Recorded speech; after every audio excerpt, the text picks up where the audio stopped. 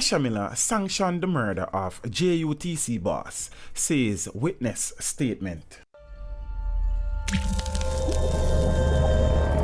Teach them! Always make sure the message reach them!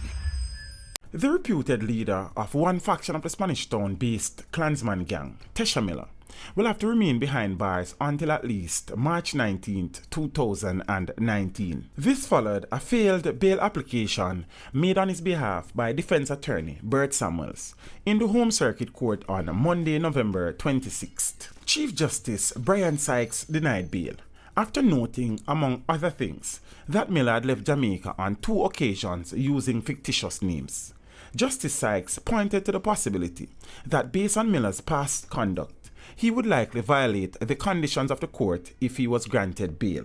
Miller has been charged with accessory before and after the fact of murder in relation to the 2008 shooting death of the then chairman of the state-owned Jamaica Urban Transit Company JUTC, Douglas Chambers. A chartered accountant by profession, Chambers was shot and killed outside the gate of the JUTC head office and depot at Twickenham Park in St. Catherine after being reportedly called outside.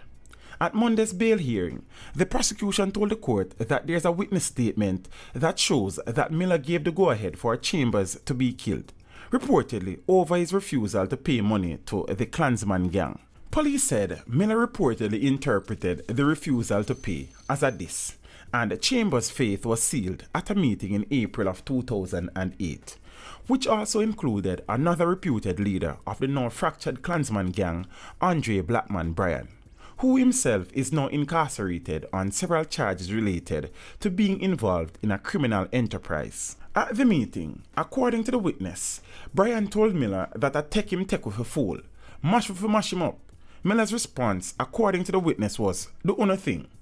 Having interpreted Miller's comments to be an order to kill Chambers, the witness pleaded with Miller not to let it happen, telling him that he would be blamed and therefore pressured. The witness reportedly said Miller's response was to hiss his teeth while ignoring his plea for Chambers to be spared. In further opposing bail, the prosecution pointed out that in the past, Miller absconded bail and used various aliases to leave Jamaica.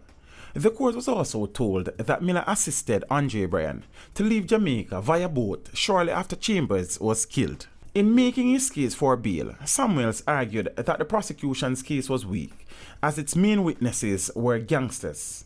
However, this was shot down by the Chief Justice, who told him that the fact that the witnesses were gangsters did not mean that the case was weak. The prosecution has indicated that it will be making an application to allow 2 witnesses to testify via video link. For his part, Bryan was freed of Chambers' murder in September of 2016, some 8 years after the crime was committed. 2 other men who were reportedly involved in the killing of Chambers were later shot and killed. Teach them! Hey, yo, hello! Send the message and make it reach them. Teach them. Right here, Warlord representing. Thank you for watching. Please leave a comment below. Remember to like and share the video. Don't forget to subscribe for more awesome content. Follow me on social media and check out the suggested videos on screen. This is Teach saying, until next time, walk good, my friends.